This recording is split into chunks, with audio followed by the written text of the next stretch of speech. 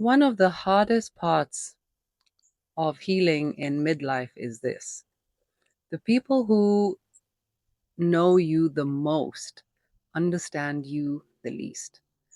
And suddenly, the clearer you become, the more your family and those closest to you think you've changed.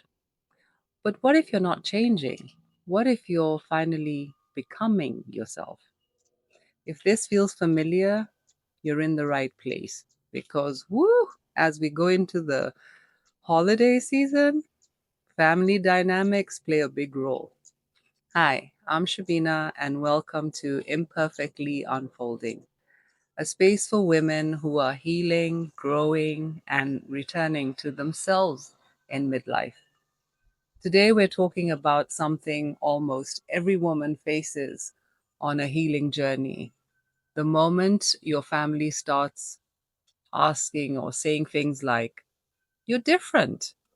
You're not the same anymore. Why are you acting like this?"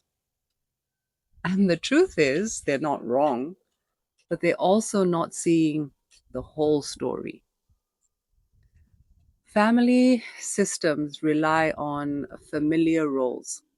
Maybe you were the quiet one, the peacekeeper, the responsible one, the one who never says no, the one who absorbed everyone else's stress, the one who kept peace even when you were breaking inside. These were roles that we played over many years, sometimes decades. So when you begin healing, you naturally start to drift away from those roles. You become clearer, you become calmer. You start by saying no. You stop explaining yourself. You stop rescuing people. You stop absorbing emotions that were never yours to carry. To you, this feels like peace. To them, it looks like a personality change. I remember a moment a while ago when someone close to me said, "You're different. You never used to talk like that." And they were right. I had spent years keeping the peace, avoiding conflict, and holding myself back so everyone else stayed comfortable. Healing gave me clarity. Clarity changed my tone and my boundaries, which I'm still working on. And that felt unfamiliar to the people who were used to the way I was.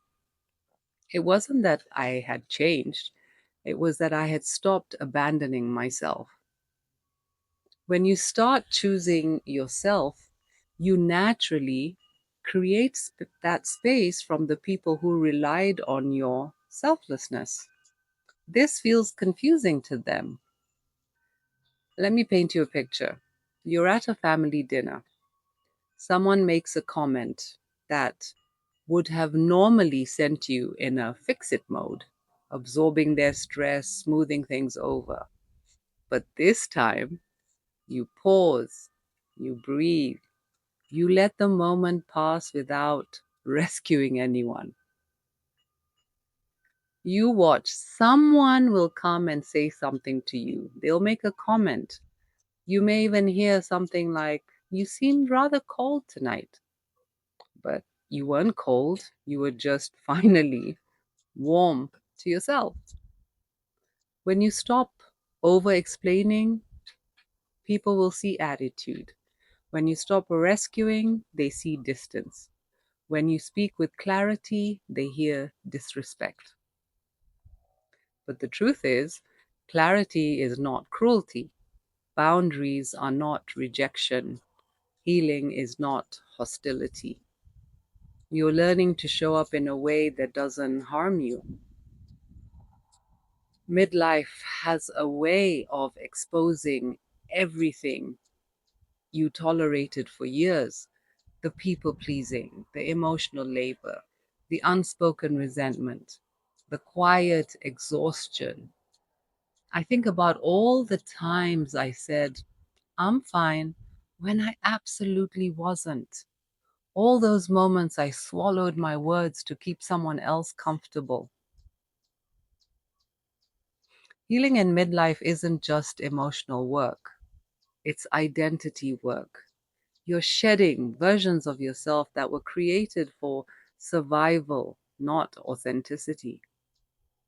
And when those versions start to disappear, those closest to us, like family, they feel the shift. But this is growth.